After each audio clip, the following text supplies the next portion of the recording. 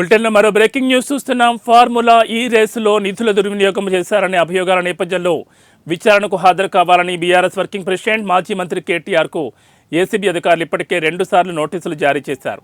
ఈ నేపథ్యంలోనే ఇవాళ ఆయన ఏసీబీ ఎదుట విచారణకు హాజరు కానున్నారు. నందినగర్లోని తన నివాసం నుంచి బయలుదేరి 10 గంటల వరకు బంజారా హిల్స్లోని ఏసీబీ కార్యాలయానికి చేరుకుంటారు. ఆయన వెంట న్యాయవాది ఏఏజీ రామచంద్రరావు విచారణకు రానున్నారు.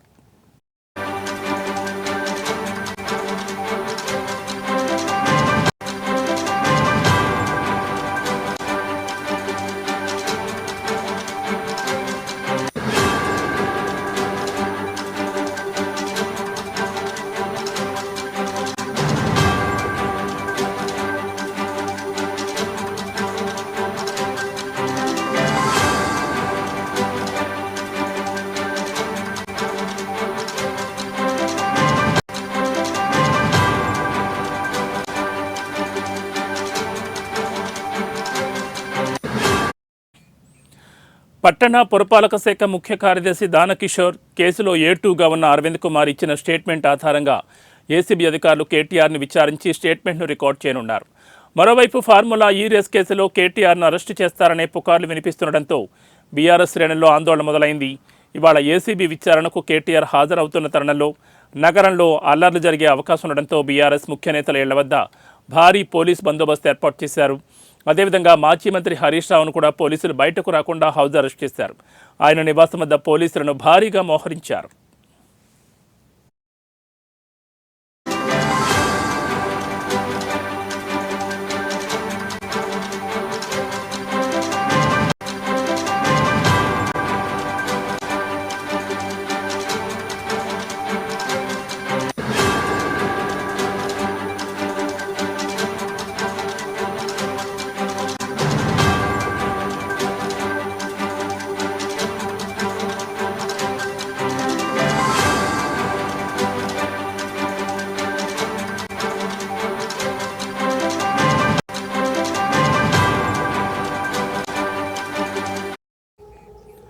కాగా ఈ నెల 6న ఏసీబీ విచారణకు కేటీఆర్ హాజరయ్యారు. అయితే విచారణలో భాగంగా తన వెంట లాయర్ను అనుమతించకపోవడంపై కేటీఆర్ తీవ్ర అభ్యంతరం వ్యక్తం చేశారు.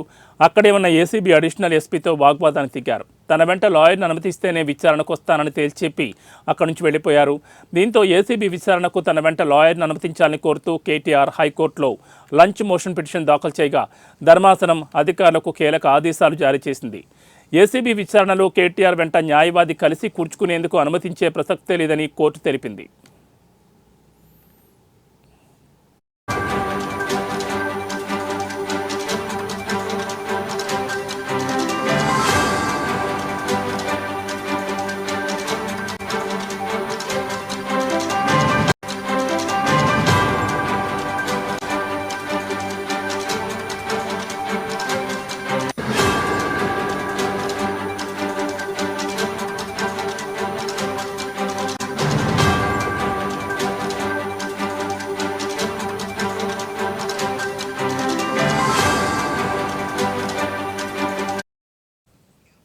సీసీటీవీ పర్యవేక్షణలో కేటీఆర్ను విచారించాలని, విచారణ సమయంలో లైబ్రరీ రూమ్లో ఆయన లాయర్ కూర్చునేందుకు అనుమతించాలని హైకోర్టు అధికారులను ఆదేశించింది.